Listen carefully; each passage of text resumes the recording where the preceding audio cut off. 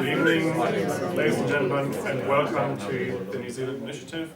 It's great to see so many of you here tonight, which is only testament to the fact that we are talking about one of the big issues that this country is debating, and that is actually one of the big issues shaping debate, political debates in this country after the announcement we heard over the weekend from the Labour Party, after actually the Productivity Commission report on affordable housing. And with a lot of attention on this topic of affordable housing, we decided at the New Zealand Initiative that this would be one of the core areas of our research for the next year.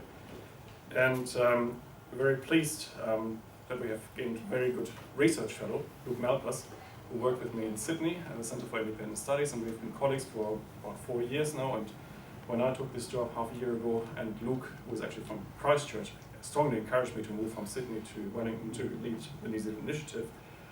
And when I finally got the job, I said, well, now you have to come with me and work on affordable housing.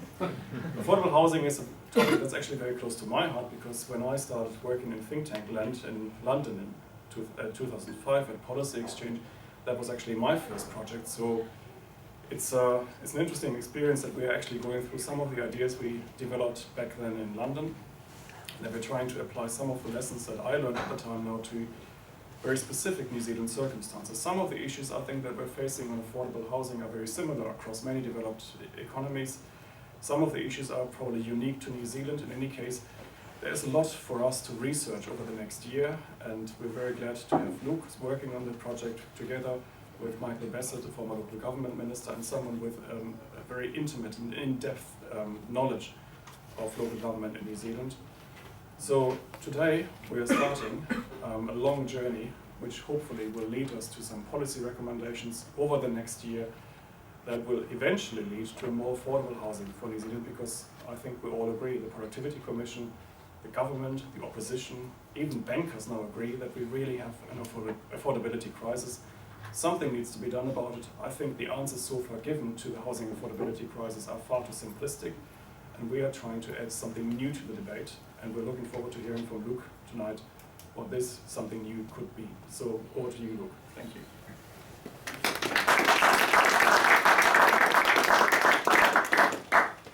Thanks, Oliver. Good evening, everyone. Thank you for coming along.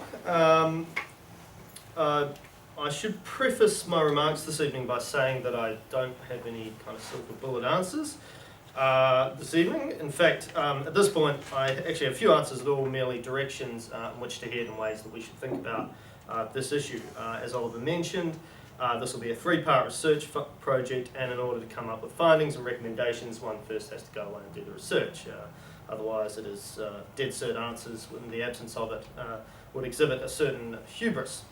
So, and I think it's important that we hold on, I think I might have the wrong page here, maybe not. I think we need to, during debates and discussions about this issue, you're never sure really what is being talked about. Are we talking about artificially expensive housing and house price inflation, or are we talking about the social desirability of high levels of home ownership? The notion of home ownership as a birthright. Now, they are different, of course. One essentially concerns economics, and the other concerns social policy. So sorry, I'll just sort myself out here. Right. Now, the background. Housing affordability in New Zealand is, of course, considered to be a serious national economic issue. High house prices and the resulting high mortgages are considered to be a key contributing factor to New Zealand's high levels of private indebtedness. And further, because housing is basically an unproductive asset, artificially high prices mean that an increasing amount of people's savings and income are being invested into productive assets. But the economic cost is not the only issue.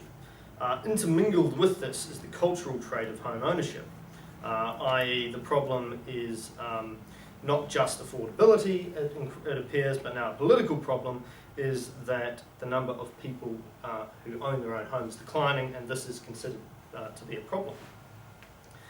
Now, as with many settler societies, particularly in the Anglosphere, New Zealanders have a link to kind of land ownership that countries such as those in old Europe seem to have sometimes failed to understand, or do not regard as important. In much of New Zealand's history, this has meant an identification with and affinity with home ownership, and for much of our nation's history as well, government has helped to facilitate this with various policy descriptions, opening up land for development, cheap interest loans, capitalisation of government benefits for equity-strapped households, etc. Now, more recently, we have had less direct assistance in the form of the accommodation supplement. Now, New Zealand's high level of home ownership has meant relatively great social stability, safer communities than it would be otherwise, and it is, I suppose, a key aspect of the national mythology of egalitarianism. However, for the past 4 decades and the past 10 years in particular, house prices seem to have risen inexorably. This has been bad for 2 reasons. Firstly, as I mentioned before, New Zealanders' attachment to property means very high levels of private indebtedness, and it is a substantially, obviously it's been a substantial contributing factor towards New Zealand being one of the most highly privately indebted nations in the world and largely unproductive assets. And 2, the obvious point that high house prices make it difficult for people to afford to live in their own home, particularly those on lower incomes. So while a rational response to this might be, big deal, home ownership in Europe is relatively low, Germany is about 45%, people should just rent, it's a more sensible economic choice. And that is an argument that my soon-to-be wife and I have on a regular basis. But this doesn't cut it in New Zealand. New Zealanders won't stop seeking to buy a house just because it's expensive, just because it might be a bit irrational. And it is important to note that New Zealand's low rate of poverty amongst the elderly is due to, amongst other things, high levels of freehold home ownership. So one of the problems, I think, with discussions about housing in New Zealand, and this is most other nations in the Anglosphere, is actually the use of the term housing market. The housing market is a market, obviously, with a large size class of asset that most New Zealanders will come in contact with, i.e. most people's big asset is their home. We tend to think often of the housing market as relatively free of restriction. If you want to go and buy a house, providing you can get the finance, or you've saved a deposit, you can go and buy it. Or if you were to build a house, you can find some land, have a look around a new subdivision and kind of go from there and build your home. However, this perception is far from the truth.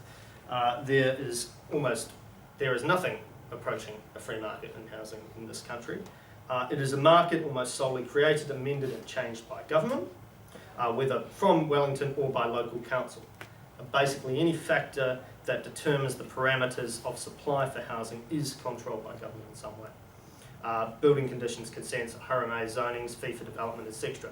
And for much of New Zealand's history, government has also affected the demand side of housing as well. Now, of course, this is not necessarily all bad, right? No one wants there to be no regulations around housing, open sewers, and leaky homes. But saying that the housing market is actually government is a government creation, I think, is a statement of fact. And so when I hear the language kind of market failure used to describe the housing market, it grates because it just glosses over the fact that pretty much every parameter affecting supply is controlled in some way at some level by government. So, just because you might say that is the case, obviously 2 different analysts will come up with 2 very different prescriptions on where exactly the failures are and which ones are worse. So that leads me to the next point about the nature of the housing market. Now every week we read that the housing market is doing great, it's doing poorly, the prices are up or down. In fact, when the housing market is down, that is to say the turnover or sales are reduced, or sale prices are not what expected. This is reported as a bad thing for homeowners who might be concerned about the level of equity held in their investment. Of course, it is not bad for people who are looking to buy a property. But let's take a step back and have a look at what we're essentially talking about when we mention rising house prices. As I say, houses are essentially an unproductive asset. Their productivity really can't be improved much by new management, demand for the services that they produce, or anything else. So what is added is not due to productivity. In fact, and I suppose a conceptual term, what is happening with house prices is inflation.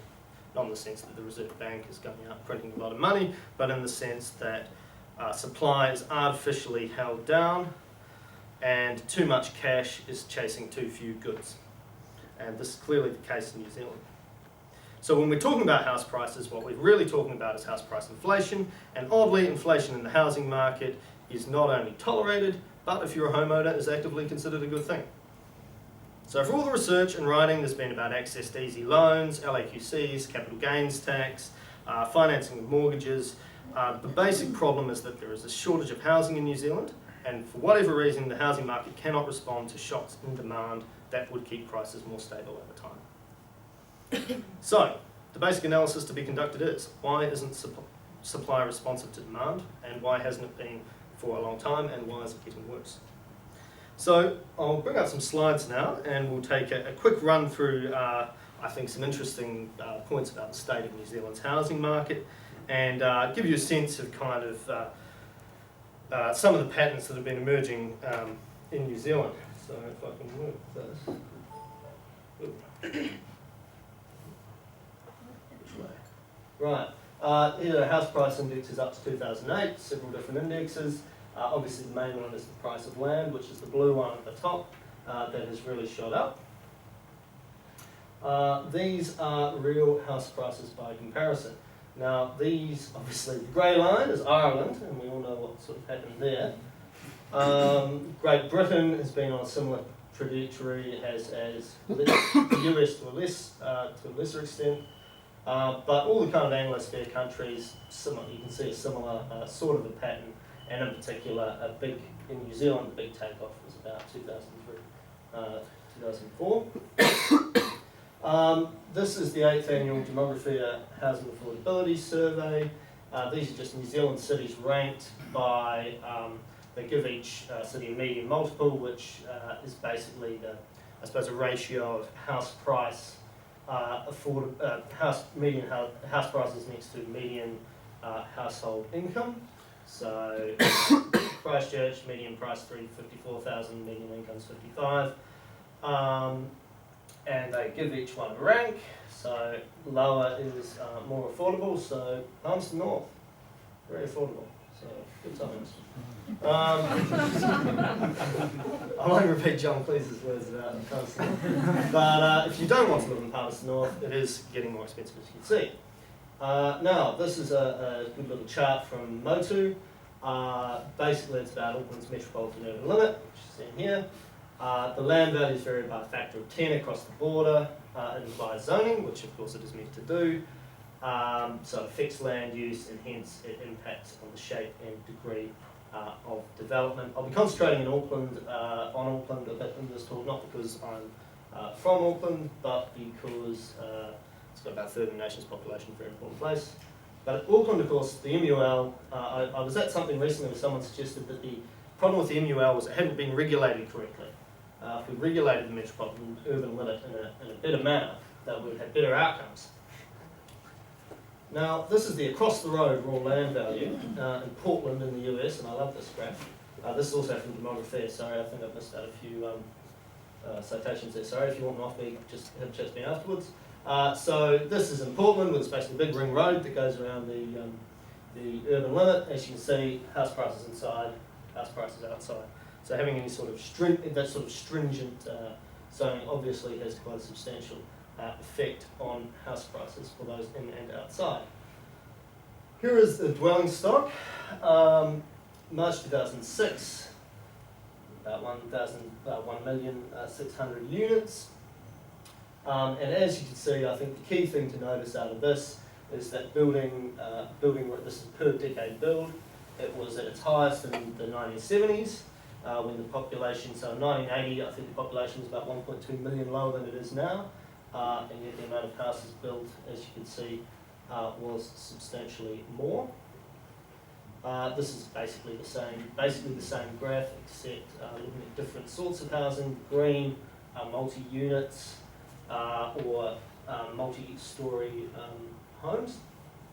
So they were very popular in the 70s, for what reason I know not, but there we go. This is tenure of household. Now this seems to be the real political issue. I won't go into the difference between home ownership and housing affordability today, but I'm very happy to take questions on it. But the issue of home ownership is of what government can do to facilitate home ownership, or has done in New Zealand, is a very different question to housing affordability itself.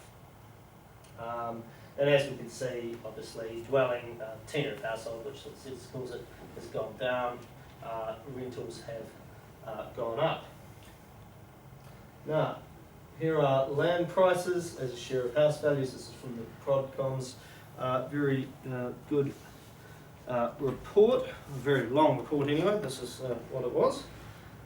So as you can see, land prices as a share of house values have increased, and bear in mind this graph is only since slightly before 1995, so that's just been the recent increase, and as you can see, Auckland is tracking substantially above the rest of the country.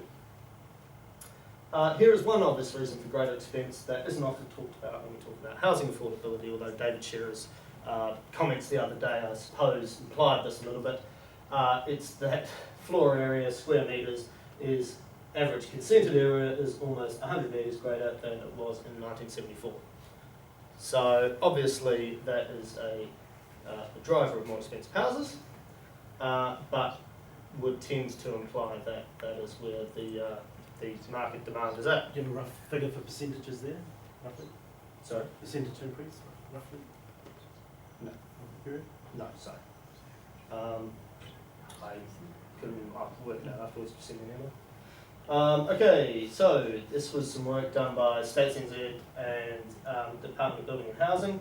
Infometrics did a few calculations of projected kind of demand, how much shortfall there would be in housing.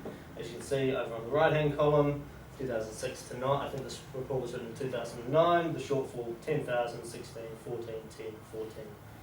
And then in 2016 to 2031, a surplus of 2,300 houses. This is the same thing, but just estimating a discount rate of consents granted. 20% wouldn't end up being built, and this is if that goes about 1% either way. So either way on this projection, big shortfall in housing. Also, just a couple of things of note. These stats, I think I'll put on one of these here. The stats are a little bit dodgy because the sample size is small, but New Zealand homes also, if they're old, they're poorly insulated. We're talking 5% underfloor, that's 5%, so amount of homes built in that decade, let's say underfloor insulation. And double glazing, well, it should be 100% for everything built from now, I'm pretty sure, but double glazing as well, incidence in New Zealand is also very low. So what we have is a picture of a shortfall in housing construction. We have what houses we do have aren't particularly good, and land is obviously a pretty key part of the expense that is kind of added to it. So houses are expensive, less houses being built than in the 1970s, despite a population about 1.2 million greater than 1980, and a lot more households, obviously caused by changes in demographics and the way that people live. The quality of our national housing stock, I meant to bring up a couple more stats on that, but the quality of the national housing stock, particularly the older stuff, is poor, and that is without mentioning leaky homes, which make poorly insulated homes look pretty good. So, the underlying these figures is a bit of a protection racket, right? Favours the interest of vendors, those that already own homes, those that would like to do so. And it favours a disparate coalition of interests over low-income people or people that would like to buy a house at a cheaper price. So environmental concerns, I suppose urban sprawl concerns, NIMBYs and bananas, build absolutely nothing anywhere ever, anywhere, anytime I should say, are all rife when it comes to new development.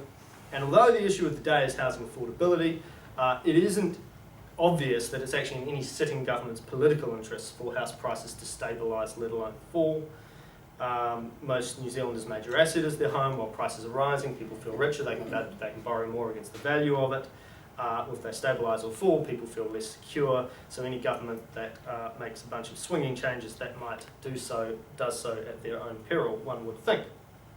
So it is no wonder that not much is done about this inflation. So we know there's a lack of supply, lack of housing supply.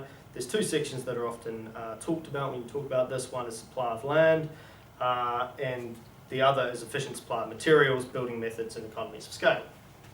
Now, land supply is so obvious I won't dwell on it for long. The problem I think that most people have the notion of land supply is they think competing priorities are more important than competing priorities such as worrying about urban sprawl and water quality and these sorts of things are more important than sprawling houses. And planners, for whom if you ask questions afterwards I'm happy to expand, but tend to think that urban dense housing is better, as to better preserve the environment and have a better inner city living environment. Most voters around the world, however, think differently, and even if they say, oh, we need high density, when they talk about their own situation, most voters in New Zealand will say, yes, more people should live densely, but I have a family or I like living out in the country. So, as a policy position, the planner's view is fine, but simply refusing to admit that a lack of readily available land on which to build as a driver of prices is burying one's head in the sand. So I'll briefly touch on some of the building cost issues. New Zealand's building industry is a cottage industry. There's a lot of one-man bands with inefficient procuring techniques who build boutique made-to-order houses for people. Over 70% of construction workers in New Zealand work in companies with 5 or less employees, or people in the company. The market in New Zealand is simply not big enough for any company to dominate a single section of the market. They need to be generalists and branch out and do different things. So to give you an example of Fletcher's, the biggest residential builder in New Zealand last year, built 285 houses in Auckland. And Auckland's the only place they built. The next biggest built was about 136 houses. So this is intertwined with the land issue, because given more available land, these large councils would be able to build larger projects at different sort of price points. Because of the market dynamic, the cost of building houses is higher in New Zealand than in Australia. The figure commonly quoted is 15 to 20%.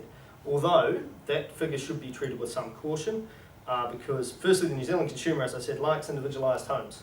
In Australia, big building companies basically offer a bunch of kit set off the line homes and you have to take one. In New Zealand there's far more scope for individualised. That's what people want, they'll pay more for it.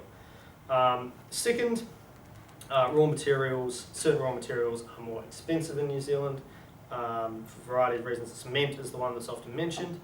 And third, Australian land and geography. And this is a really basic point that you probably won't read that often, but basic geography in Australia is very different. Dr. Bassett and I, in our research on this project, been going around kind of interviewing a bunch of builders and that sort of thing. And what most of them say is it's really easy to build a house in Australia, particularly in Sydney, because you scrape off the topsoil and lay some concrete. Where the land's hard, it's cheap, and it's easy. In New Zealand, by comparison, it is more difficult, it is more expensive, and even getting foundations down in certain areas can be a much more expensive prospect. And that's without even considering earthquake standards. So about the only thing I haven't mentioned is the Local Government Act and of course the Resource Management Act. I'm going to park the RMA for today. There's not much I can particularly add to discussion of it today, except to say its issues are far larger than just housing. If you're being realistic, the RMA is unreformable. It's virtually been being reformed for 20 years. And it's created a whole industry to kind of help navigate it. It's an elegant piece of legislation, but ultimately developed in such a way to be a roadblock to development in many cases. So in my view, it should be completely dropped and replaced by a new piece of legislation. Mind you, also being realistic, the chances of that happening are very slim. So there you go. So I'm also not going to really talk about it today because its application is so different around the country. Now, in some housing affordability research that my boss, Oliver Harwich, has mentioned at the start, conducted a few years ago while working in Europe with Alan Evans, what started as a project into housing affordability and how to, I think, deregulate planning, is what we said, turned into a project about local government incentives. Oliver produced these 3 reports: Unaffordable Housing, Bigger, Better, Faster, More, and Better Homes, Green Cities, which have quotes from the good and the great on the outside. So brilliant, tough-minded Hamish McRae, Independent on Sunday. What planet are they on? Campaign to protect rural England. So it's a bit of an array there. But in fieldwork abroad, Oliver discovered that countries such as Switzerland and Germany and areas such as Houston had not had real household price increases above the rate of general inflation, with CPI, since 1970s, except in the last few years the Euro situation, because people have been a bit worried about the security of their money, and so I've been investing a bit more in housing. Now this was, when he conducted the research into why this was, he discovered that local government funding arrangements in Europe encouraged development. The Swiss had local cantonal income taxes, and the Germans have a very complex set of arrangements, but essentially amounted to a sort of a capitation grant, I suppose we'll call it, on a per popular basis as a way of funding the local government. In Houston, which I won't talk any more about today because I'm still trying to get my head around it, but it's because of free land supply and infrastructure financing system called municipal utility districts, which issue bonds and paid back over a serious amount of time instead of being an upfront cost of building. But the upshot of the German and Swiss funding arrangements is that there was a very great incentive for local jurisdictions to facilitate and expedite cheap building and speedy consent processes to get more people into their areas to fund local government services. And I'll bring up the graph here. So you can see all of these are this is a slightly older piece of data. I've got this data from the BIS, but I haven't put it into a chart yet. So you play around with it. But everyone else's houses have risen, except Germany and Switzerland, which, as you can see, have basically remained the same for about a 30-year period. So the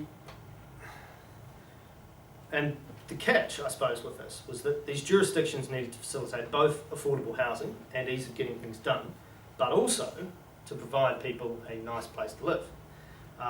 There are often complaints in New Zealand that either councils do too much, or that people who say that have an impoverished view of councils. But the incentives created by the Swiss local income tax and the German capitation grant help give councils incentives for both cheap building, by releasing at the appropriate fees necessary approval of land, expedited consent regimes. I think it takes what? You was telling me, Oliver, I think someone was complaining because it took 3 weeks to get their consent. Yep. That's Germany. Yeah.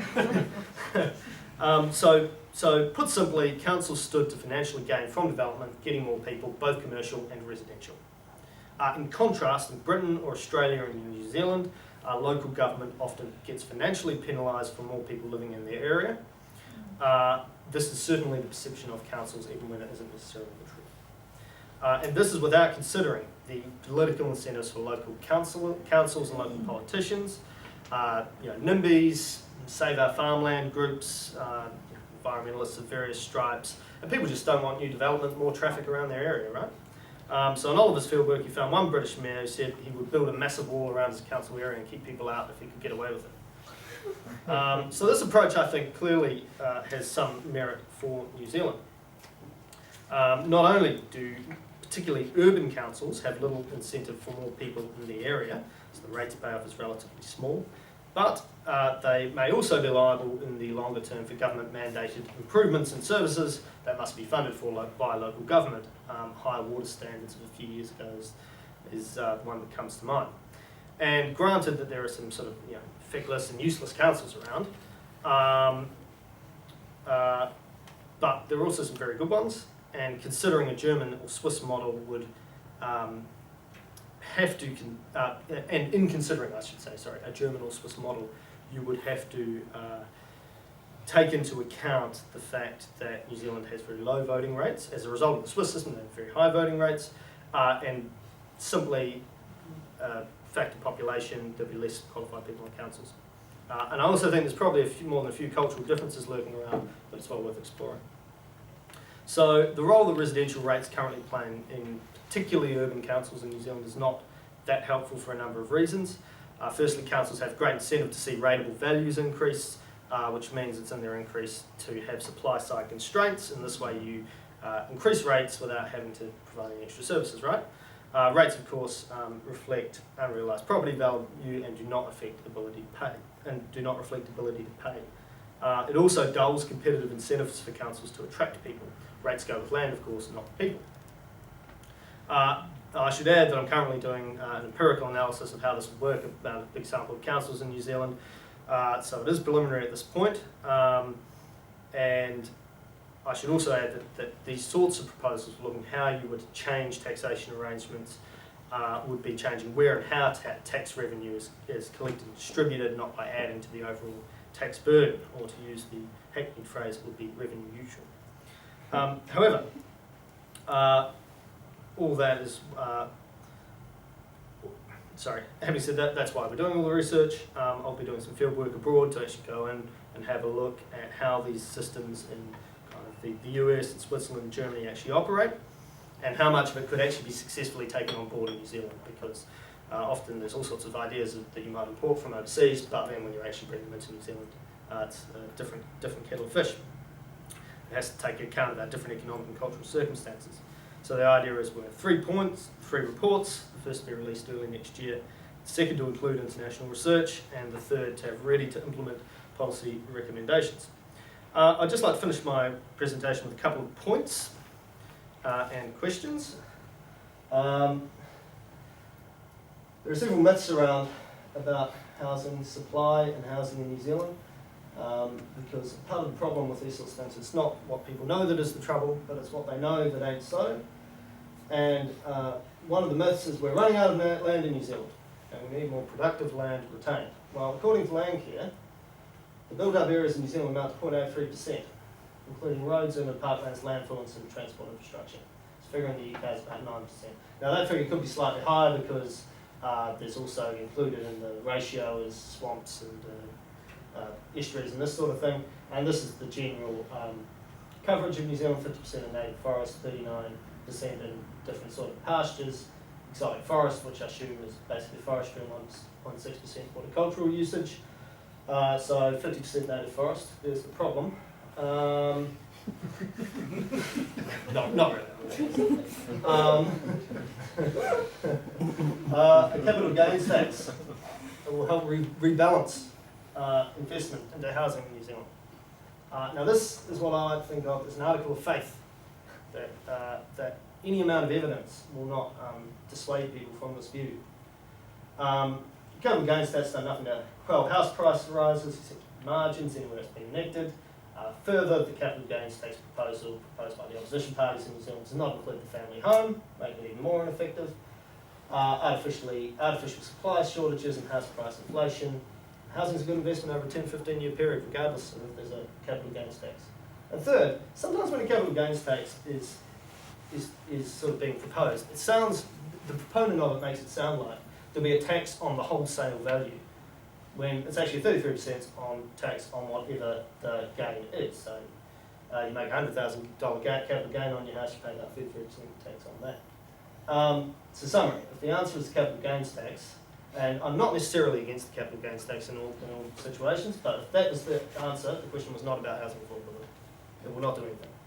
In Australia, a great paper by Dr. Stephen Kirshner called Reforming Capital Gains Tax, the Myths and Realities Behind Australia's Most Misunderstood Tax. Basically, he has a bunch of graphs and bits and pieces, but I particularly like this. Australia faces a growing shortage of dwelling stock due to what RBA Governor Glenn Stevens has called a serious supply-side impediments to building new homes. It's the supply-side constraints that are putting upward pressure on house prices and inflation, not the concessional CGT treatment of housing. So 50% concession on any additional homes, and increasing the CGT burden on housing by abolishing the principal residence exemption would only add to supply-side constraints that have put upward pressure on house prices and rents. Mostly CGTs are brought in for kind of equity considerations rather than actually how effective they would be. There's dwelling investment. You can see CGT in Australia was implemented about 1985. There aren't exactly a ton of new houses, and that's really dropped off. Dwelling starts and increases again. It's difficult to see kind of what if any relationship there is there. It's a myth. High density and high rise is the answer. Well, in some of our interviews around with various builders and developers, this is what they will say. High rise apartment dwellings cost about 3 times the amount per square metre to build a basic suburban brick home. So it might be an urban planner's dream to have us living in apartments, shopping at the co-op, riding bikes around, using the common garden. These aren't necessarily bad, but it's expensive and not many Kiwis want to do it, right? So it might be desirable, but it has little to do with housing affordability. I'll quickly run through Kiwi Build, some preliminary thoughts. My view is it's an ill-conceived announcement, targeting 10,000 homes, as I think I told you before. The top 3 building companies in Auckland last year built a total of 535 houses between them. So 10,000 seems a trifle unrealistic, without releasing a large amount of land, in which case the private sector could deliver anyway, because big developers in Auckland and big building companies want land. They cannot find it, and the issue with land is tied up with the issue of economies of scale, because they can't produce projects big enough to have those economies of scale. As I say, 535 houses, mainly because of lack of suitable land. It will reduce private supply at the bottom end of the market, you would expect, apologies for the typo, as those builders will likely be squeezed out. If there's great interest in the ballot system, I don't know if you've read about the ballot system, these houses will not be means tested, so if there's more demand than there is supply, there will be a ballot. Anyone can put their name in. Now, if there is a massive amount of interest and a huge amount of ballots in, it will be because people sense or know that there is an implied subsidy there and see that they can get a windfall at the expense of the taxpayer. Not many people seem to want small homes, as I showed you in that graph earlier. The Healthy Homes proposal in the next section of David's share of speech, which has not been commented on that much, compulsory insulation, heating and rentals. This works directly against housing affordability, particularly at the bottom of the pile. Either renters will pay more, which will affect the poorest the most, or the taxpayer will pay for it, in which case we all pay, or most likely both. The taxpayer may pay for it through some sort of subsidy, and then rents will go up in any case. The notion that government will get economies of scale is dubious. Will only get there if it gives its own building program treatment that other competitors don't get, access to land. Who is going to pay for the big infrastructure investment required at the local level? This is a very key question. This has not been answered. But mostly, this is it. I've just come back from living in Australia where they're building a massive government-run telecommunications network. And this will be a massive government program run by a big bureaucracy. We're Wellington decides what sorts of houses people should have. It will cost more than forecast. It will never deliver on its targets. If it does turn out that people want the houses, because they see a subsidy and a large profit at the expense of the helpless taxpayer. Finally, perhaps most importantly, I can't see any sort of equality or social grounds on which this policy is based. This is not a rental accommodation for the least fortunate in society. It does not have the same sorts of noble aims that state housing did. It's not to house the sick, it's not means tested, and if there is more demand than supply, there'll be a lottery to see who's lucky enough to get one. It's unclear who it's meant to help, much less who it will actually help, and in this sense, and myself and Dr. Bass have done quite a lot of historical work on this, it'll be in our first report. It is quite different from state homes or other forms of assistance that the state has tried over the 20th century to increase home ownership. So I think that's about it. Plenty of time for questions and answers, and there we have it. That's my preliminary review for the time being. Thank you.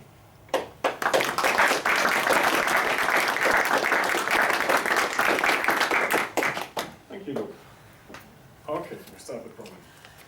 Luke, fascinating bit of work there. What thought are you giving to the ageing demography, and particularly having spent the last 2 years living in God's waiting room on the Kapiti Coast, having watched the expansion of Waikanae, where in fact they do have substantial scale housing builds done of the size that is apparently desirable for this, and I believe the sum total of what's going in the new subdivision in Waikanae will make actually the Auckland housing market look quite slow over the next 2-year period. Yep. How much of that sort of construction lined up with an ageing population has the potential to change the supply dynamics? The focus on the policies have been looking at putting first homeowners into homes, but what about this issue about this desirable dynamic, the intensification, the scale economy effects of the ageing population moving into these sorts of environments going to have on the future projections? Well, I should have put this list up that I've got from the What's On report last year.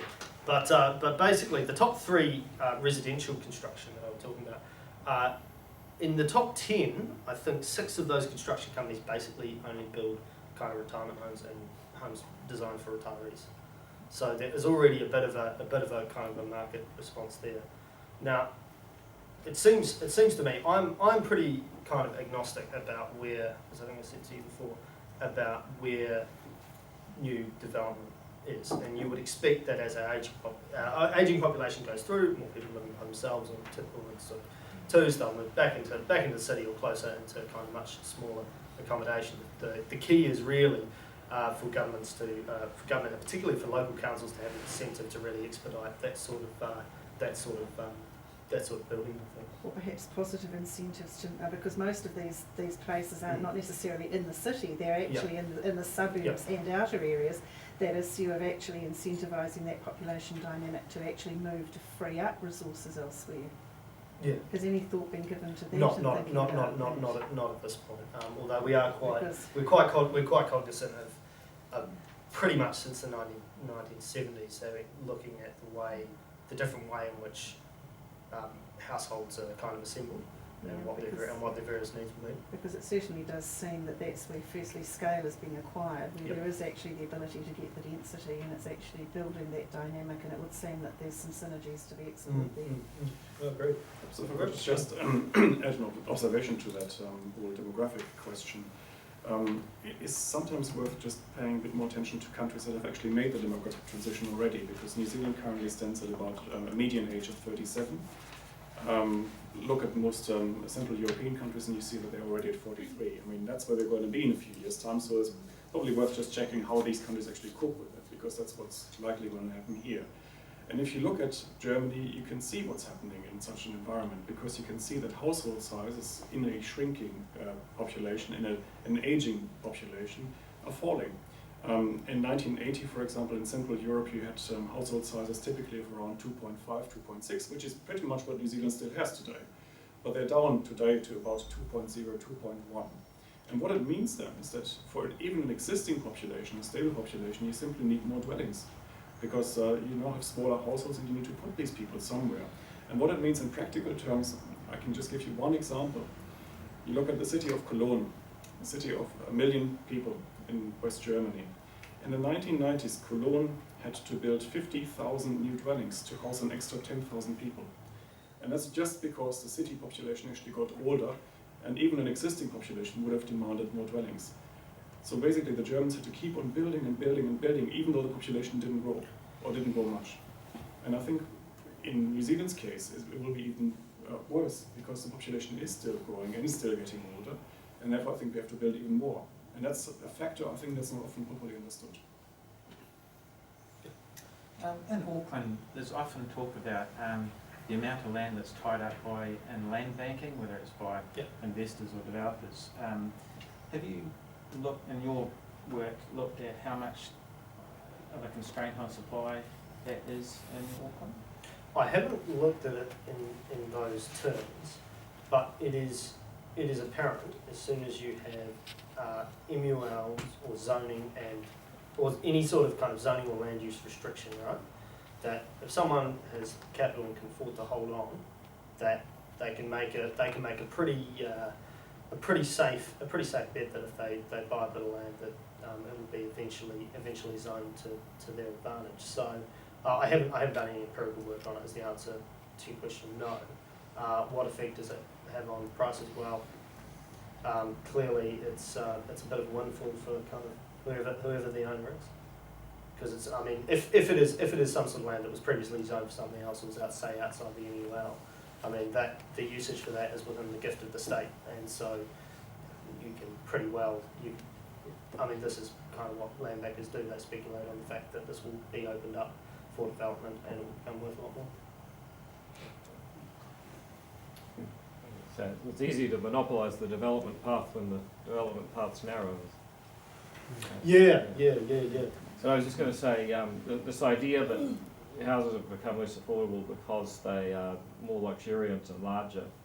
And I just wonder two things. One is, has anyone sort of compared, it would be difficult to construct any kind of index, but how, you know, for example, I mean, cars, cell phones, everything gets more luxuriant over time. I don't know if you've been in a Ford Escort lately, but you know, there's been a lot of progress, and so we'd expect houses to become more double glazed and so on. But sort of on top of that, you know, you say that the number of houses being built has declined, even in spite of the population growth. And I just wonder if it's not the case that actually the same number of high-end houses are being built as ever have been built. What's changed is that the bottom half of the market is no longer being built because basically poorer people can't afford any land to build their houses on.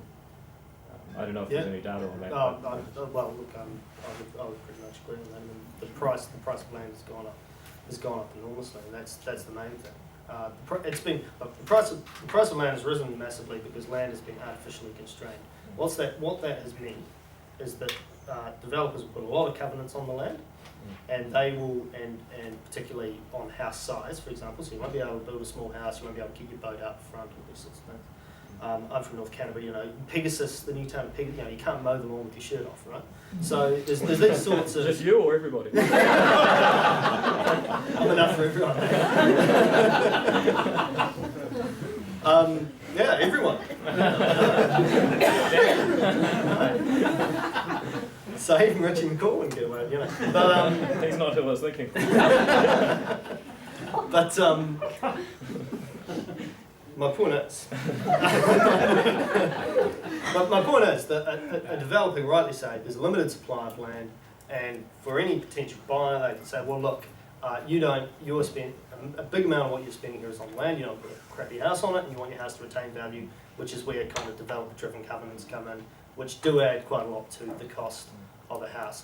I suspect very strongly that in a regime where there was far more land available, and it was far less restrictive and easy to get hold of, you would a lot more developments with a lower price point and less covenant barriers would come. I think that's what you could reasonably expect. Thank you, Luke.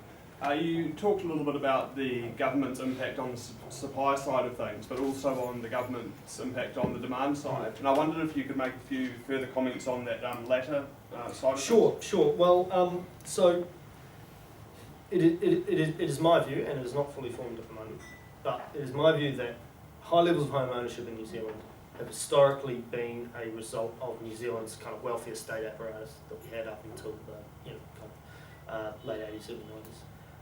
That, if you look at the figures throughout the 60s, 1961, there were 11,000 homes, I think it's 11,500-ish homes built from capitalisation of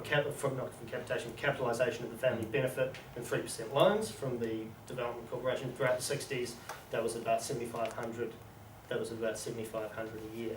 So capitalisation of the family benefit was that basically you take advance on your family benefit. It can be used for a deposit on your home, and then you can get a 3% loan, which obviously will keep the price down. Now, it is my view that New Zealand's high level of home, obviously homes are much more affordable for the supply reasons that I mentioned earlier, but it is my view that the level of home ownership in New Zealand was actively encouraged by that policy for kind of social reasons. A lot of the reasons that the welfare state worked very well at least appeared to work very well for a little while after the Second World War, and was part of the kind of social contract with returning servicemen that people had gone away and done terrible things for the country, and so they should be able to afford a home as a matter of right. Now, whether that is a particularly good policy prescription now, I haven't really thought too much about, but I think that has definitely been a factor in New Zealand.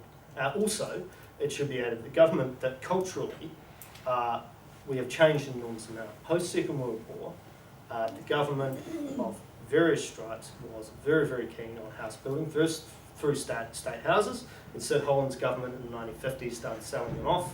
I think it was after a house was a certain amount of number of years old, or people had lived in them for a certain while. So state houses were being sold off from about 1951 onwards, while they were still being built for about a decade there. I think state houses were about a third of all building. It is also important to note that there was real government pressure on building companies to really churn out houses.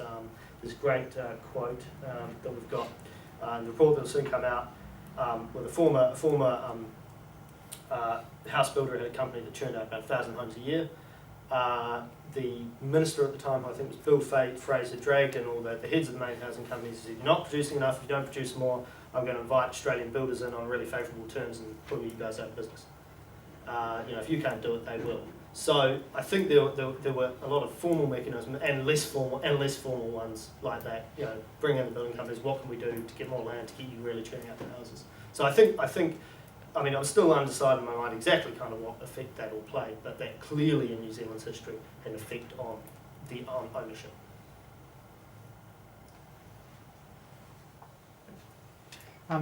What definition do you use for affordable housing? I don't really have a definition.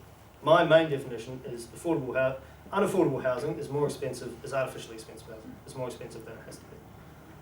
Now, obviously, there are trade-offs to be made between affordable housing or through cheap housing, building where you like, and kind of environmental and infrastructure considerations and that sort of thing. But I don't have like a dollar definition of affordable housing at all. The Demographia annual survey has a basic affordability rating where they say that an affordable house, well, they consider an affordable house of 3 times the median household income. Is that affordable? I don't know. Is that? Probably depends on what you get for your money. Yeah, exactly. So I don't know. So if you don't have a measure, how are you going to assess your policy options against the likely outcomes? I mean, if you can't say, I think this policy outcome will reduce prices by X over the long term, and that's going to make it affordable, how are you going to assess whether they're going to go far enough by the to rate achieve by the rate of price increase over, say, the next decade? See where the prices go, basically, and see how much the land price is worth at the end of that. I would say. It's an interesting question, but I think you cannot really give an answer because it's such a multi-factor thing. You can talk about the median multiple, and I think that's a good approximation. But then again, even if you look at the median multiple, you will probably have to take into consideration that house sizes are going up over the years in New Zealand, so you're actually getting more house for your money.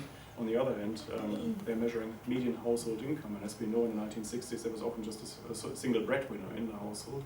Nowadays, you might have 2. So what does it tell you about median household income? So even if you're looking at that, it doesn't tell you anything about the quality of housing. It doesn't tell you about whether it's double glazed, whether it's well insulated, what kind of environmental features it has, whether it's of good architectural quality. I think it is very difficult to really pin it down, have one measure that tells you everything you need to know about housing affordability. I think we can't do that. We should be honest about it. In a sense, it's a bit of a misleading term, because when you particularly go around and you talk to people about and interview people have completely different views of what they think you're talking about when you say, oh, affordable housing. They'll think you're talking about a government subsidy, or about social housing, or about the price of land, or how bloody Fletcher's is ripping us off, or something like that. So the term has been adopted. It's pretty fuzzy. You can't really, Oliver's right. You can't really meaningfully measure it. It's a little bit like the famous definition of porn from the US Supreme Court. I know it when I see it.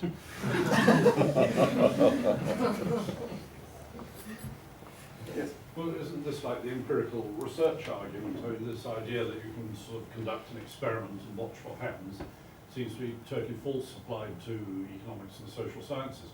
Surely all you can say is, if you release more land onto the market, prices will be lower than they would otherwise have been. And that's an unverifiable assertion, and also an unarguable one. Absolutely. I think the key thing is that what a lot of zoning in particular does is that it perverts the trade-offs and decisions that people would make otherwise. So whereas it may have been the case that you could get a much cheaper place outside, further out of town that could be built, and you could make you can make the trade-off of how much your time is worth to go in and out of work, how much the petrol is going to cost, what the lifestyle will be. But as it is at the moment, because of the way that a lot of zoning works, you don't have that choice. Everything within a certain use zone is up. You don't have the choice to make the trade-off to go outside of that zone, or if you do, it's a very minimal set of choices. So I think you're completely right. Yeah. From your research, I wonder if you could make any comments on, I suppose, whether or not New Zealanders have a particular sort of cultural affinity with home ownership compared to other countries? Oh, I think New Zealanders definitely do. I mean, compared to, say, continental Europe, levels of home ownership are very high in New Zealand. And to be honest, I think partly that's a cultural expectation that has been built up from an era where the state was actively involved in making people believe that it was their right to have a home. So I think people still have that cultural expectation, but without the kind of state doing the stuff that it did before, it's not a realistic expectation now, right? Because before, I mean, there was an enormous amount of basically subsidy that went into people getting homes. So that would be my comment there. Australia had a similar sort of a scheme. Continental Europe, as say, places like kind of Germany, France, very few places like that. Home ownership is about 45. The average age when people buy their first home, 45, 50. It's just a totally different. The cultural value. There isn't really a cultural value or status value attached to home ownership in the same way there is in New Zealand, where it's kind of like, you know, when I'm 29, you get into my age, people buying homes, I have them already, and people talking about the bloody housing market. And it's kind of it is actually a social expectation that at some point or other you'll kind of buy a home. And I mean, again, you can't quantify that sort of stuff, but I think that is actually quite a strong sort of thing. May I just come in on that? It may not be purely cultural. Believe it or not, Germans behave rationally at times. What I mean by that is, if you look at Germany, if you have a static housing market, and we had this one graph here that shows you that over long periods of time, more than 30 years, you couldn't realize any house price increases. So what is the point getting into the housing market to buy a house if you know that if you put the money in the bank, you get a better return? So you would only buy a house if you really want to live in it for the long term, if you have family, if you want to feel an emotional attachment to the place, then it makes sense to go into the housing market. You wouldn't go into it just for investment purposes, or as often happens in English-speaking countries, including New Zealand, in your early 20s, because you think if you're not making this jump into the housing market, you're somehow missing the boat and you're missing out on future house price increases, and if you're not making this step now, you will never be able to afford your home. So I think it is entirely rational for people in English-speaking countries with this expectation built in future house price increases to jump in and try to become homeowners at practically all cost, whereas in many countries with a more stable housing market, there's simply no reason to do that. Yeah, just following on Oliver's point then, to what degree has the motivation for people to buy houses changed? Because I presume when the government was massively building state houses early on, you wouldn't have had the same inflationary expectations you do now. Completely. Right now, over a 10 to 15 year time horizon, housing is a great investment. Even better, it's a non-productive investment, right? So you just buy it, sit on it, and it'll be kind of away you go. You know that kind of house price inflation is going to do the rest. But if the motivation has changed, to what degree is there any scope that maybe changing economic understanding will ease that pressure? So it seems at least.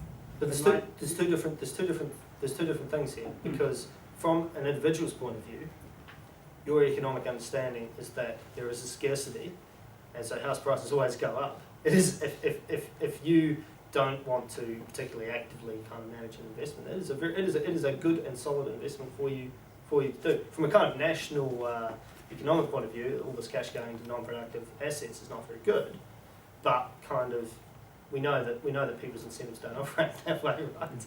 Yeah, although there has been some discussion in the papers, at least recently, that the expected return on housing is arguably looking less attractive going forward now, and that you might be better off renting.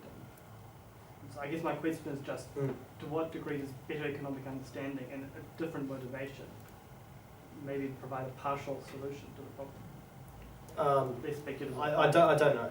I mean, that's impossible. It's impossible to quantify. I suspect you're right, but then I suspect you're correct about that. But then again, the kind of cultural importance of home ownership is also quite a kind of powerful force as well. So it's difficult to say.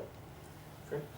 It just might be interesting to add into your research maybe the returns on investing in a house or the capital market, NZX, and maybe it's the fact that we have a shallow capital market to it, and actually real solid companies to invest in, safe companies that are going to be around for years. Maybe that's a driver. Thank you. Yeah, particularly in our age, 29. Yeah. Right. Thanks, mate. So.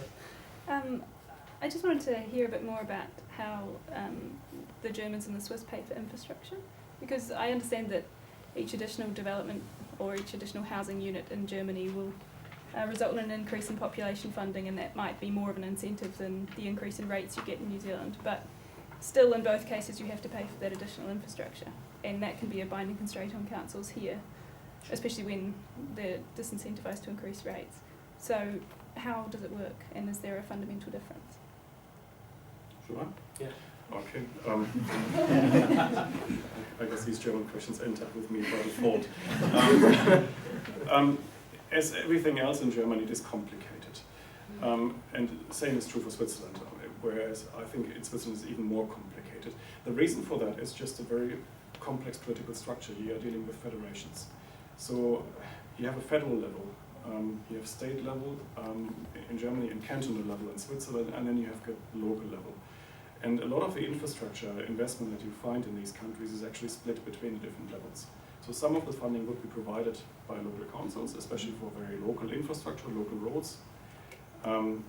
Some will be provided for by the state. The state government provides for some infrastructure projects that actually affect the whole region.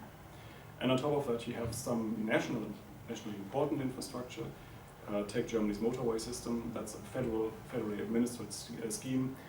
Of course, the states may contribute at times to that, but really it is a thing that's managed from Berlin. And so the whole thing, as I said, is very complicated. The difference really for the incentive structure at the local level for German cities in particular is German cities do not have much flexibility when it comes to determining their income. They cannot easily set different income tax rates, or they can't just invent new taxes. I mean, some councils have actually tried it. I mean, they've invented a second home tax, for example, in some parts of Germany.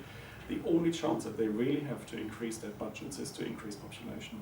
They are almost forced to do it because that's the only chance they have. And then out of this extra revenue, they can then fund their local infrastructure. And what's actually making a big difference to German cities compared to, say, English cities or New Zealand cities, Australian cities, in many English-speaking countries, we find that they have project-based contributions. In England, it's Section 106 contributions, and you've got similar schemes in other countries as well, so developer contributions. But these are one-off contributions. And when you're actually talking to councillors, they are often unhappy about them because it's a one-off contribution, but then you have to maintain the infrastructure over the years and you don't quite know how to finance that. In the German system, that's different. In the German system, you can actually provide the infrastructure because you know you've got a guaranteed revenue stream for years to come with every additional house you build because of every additional resident that you may house in this building. So I think you get a greater degree of predictability, and when you're talking to councillors in the English-speaking world, if you had the choice, what kind of system would you actually like? Would you rather have these one-off contributions, or would you have a secure revenue stream? The overwhelming answer is no, we would actually like certainty because we have to maintain our infrastructure over long periods of time, and I think that's where the Germans and the Swiss probably get the balance a bit better, not because they're much wiser running their affairs, but because that's the only chance they have to fund themselves. Problem with rates as well, of course, is they can always go down, as has happened in the latest relative evaluation. Well, that must also bring us to taxation of imputed rental, and in particular, is it taxation? There is taxation of imputed rental in Germany, isn't there? No. So there isn't some continent. Well, that's something that Ken Henry has actually proposed in Australia when he did the tax review. And that's an interesting idea. I'm not quite sold by the idea because it becomes very bureaucratic very soon. I think if we're really going down the route of trying to achieve some tax equality for different kinds of investment, what we should be doing is something completely different. I would rather like to make the income from interest on your investment tax-free. Because currently, if you're thinking about it, if you're renting and saving your money, you put it in a bank, you earn some interest, you pay income tax on the interest. If you're taking the same money and put it in bricks and mortar and you live rent-free, well, basically you don't have to pay any tax at all, because that's the imputed rent you're talking about. Rather than trying to assess how much rent you would have had to pay theoretically, hypothetically, on your own home, why don't we just make these interest incomes income tax-free, particularly if we are also living in an environment with inflation, where some of the interest you gain is actually just keeping your capital stable in real terms. So for me, that's not actual income. That's really just keeping capital stable, so it doesn't make sense. I think that's the way I would go, because otherwise, as I said, I think you're ending up in a complete bureaucratic nightmare. Is the fact that there is accommodation supplement in New Zealand, does that not balance the advantage to owning your own home anyway? In an imputed rental? the imputed subsidy to owning your own Oh, home. sure. If you rent, you can get people below a certain income can get accommodation. So Yeah, I've been meant to look at that. What's the income thing on that? I'm looking at that. I mean that Yeah. a lot of people claim that there's a subsidy to owning your own home effectively, but hang on, there is a subsidy to renting. Yeah. I've always found subsidies to owning your own home slightly more. Do you have any comments on the rental housing market, whether that's causing or inflating any problems in the affordable housing market in New Zealand? It depends what you mean. Rentals in New Zealand have roughly followed, just tracked with inflation. So I mean, I don't have an awful lot of comment on that. I think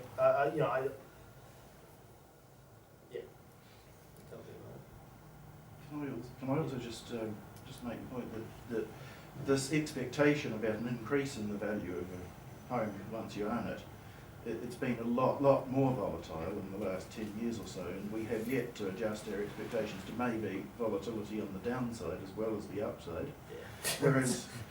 Whereas there would be a perfectly fair explanation just going by history, that when a city is growing, you expect whatever home you own to ultimately its value goes up because its location is, it gradually assumes more and more importance in terms of its location. Somebody who bought their first home in Wadestown 30 years ago, it's worth a lot now compared to somebody who's buying their first home at in the Ranui Heights or something now. No, sure. No, and that's fair enough. Yeah, sure. Yeah. Anything else should we wrap up? Yeah, I think it's getting warming here, and I think we have all deserved to drink now. So we can all look forward to this project, which, as I said, will run over the next almost a year, and we'll produce 3 big reports. I can only just encourage you to regularly check our website, read our email newsletters, and I think you're actually going to be on the radio tomorrow. Listen to all what we put out. Yeah. I think we'll make this focus of our research, of our campaigns over the next year, because it is a really important issue, no matter whether you can actually measure housing affordability and how you define it. But I think we all instinctively know that we've got a problem and we need to do something about it. And we're very fortunate to have Luke with us, working with Michael Bassett on this project, and we look forward to the publications. In the meantime, can I just ask you in joining me in thanking Luke for his presentation tonight.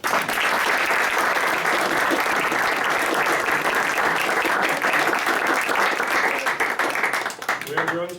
Join us for drinks.